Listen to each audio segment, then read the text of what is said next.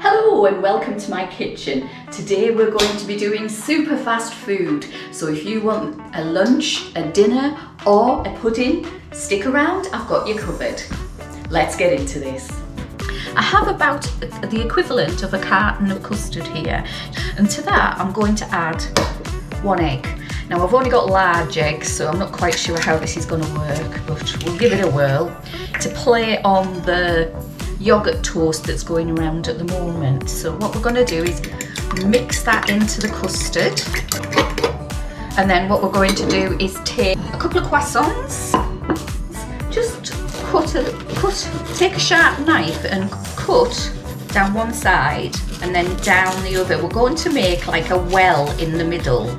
So what we need to do is push down, if we can, our top bit. It'll make it a bit thicker on the bottom as well, which is what we need for the custard to stay where it's going to go. Now there's a lot of crumbs in there, do not worry. And then what we're going to do is, taking a spoon, put some of our custard mix inside our croissant. There we go. Keep going until it's full. And then add some fruit of your choice. So I'm doing raspberries and blueberries because I've got those on hand at the moment. Once you've done that, what we're going to do is cook it for a few minutes. Hello!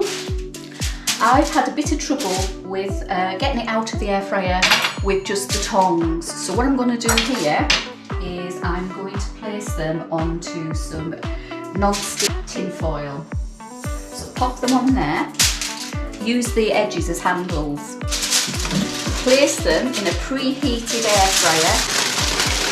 Doesn't matter what the temperature is when you preheat it, just it needs to be warm when you put them in. We need to bake them, according to this, bake on 160 for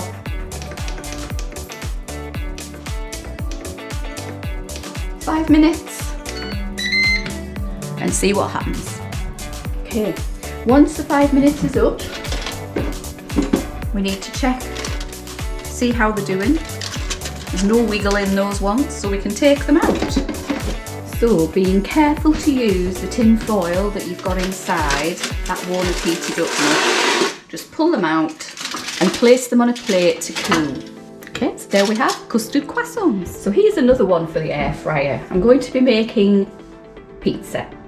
So taking a jar of mild salsa, you can use salsa, you can use red pasta sauce, whatever you've got in the cupboard, it works. Place your tomato sauce mixture on your pizza. The reason I use this is it's got tomatoes and bits in it already, so it gives a bit of texture rather than just you know, straight passata or straight sauce. Once you've done that, you can put a little bit of cheese down. Now it's up to you what cheese. I asked for some mozzarella from my husband and ended up with cheddar.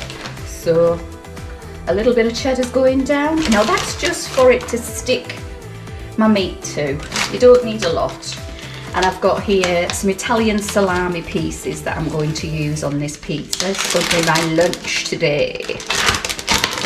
So taking a bit of, this is spicy one, I think. Pop that on. I rip mine because it then gets quite crispy. And I use maybe a slice per piece of bread. So once you've done that, you need to get some oregano and give it a light spread of that, just a light covering, and then a little bit more cheese. Not a lot, it's just to keep it all together. Then we need to take it to the air fryer. So taking a piece of tin foil for ease of getting it out of the air fryer, give it a light spray of, well, I'm using 1 cal. Fry light, and then place your pizzas on top.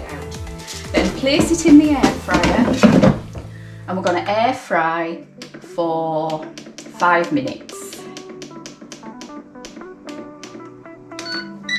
And there we go. So after your 5 minutes, have a look at your pizzas, and it should look something like this. Up and over. So there you have it. This is my take on pizza. I'm away to have my lunch. To my bowl, I am going to add about 150 grams of yogurt. To this, I'm going to add vanilla extract, just a little bit. So about a teaspoon of icing sugar. There we go. Then I'm going to mix this until it comes together. Once it is combined, I'm going to take one of the meringue nests and break it into pieces, into the bowl. Okay, when you've done that, take fruit of your choice. I'm using raspberries and blueberries, and pop them on top of your meringues. And then take your yogurt mixture and spoon it on top. So when you've done that, take in a grater, grate some chocolate over. And there you have my version of eating mess. Right, for this one I'm going to be making a soup recipe. So all you need first of all is half a stock cube. I've got chicken stock cube here, and I'm going to put some boiling hot water on it from the kettle. Fill to about halfway. Give it a stir. Then taking some salsa, pop that in. About, I don't know, 3 tablespoons maybe, and give it a stir. Next, you need to add your rice. You can add whatever you want here. Leftover pasta, leftover potato. Next, add your vegetables. I've got frozen vegetables. You can use leftover vegetables. They are fine. Put those in there.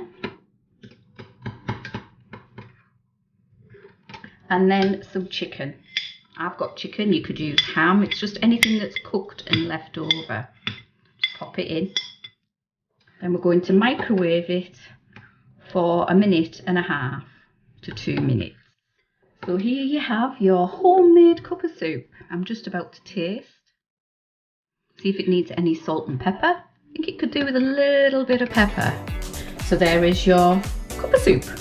Enjoy. This one I normally take to work with me. I make it the night before, and it's got time for the vegetables to defrost before I have my lunch the next day. And you need half a stock cube, which you place on the bottom. About a tablespoon will eyeball this. It's up to you. You can have more soy sauce. And about the same quantity of oyster sauce. Then you need some noodles, which I've got rice noodles here. Now, my advice after many years of doing this is make sure you break them up really small, otherwise they're a devil to eat. So break them in half, and half again. Now you don't have to use all of the block. In fact, I wouldn't even recommend that you did. Oh good Lord, it's going everywhere. I would pop it in maybe just a third of a block maybe.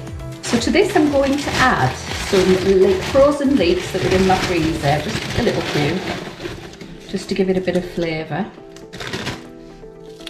Because it'll be difficult to cook onion in the time that we have available. Some already chopped up spring onions that I always keep in the freezer for such a meal.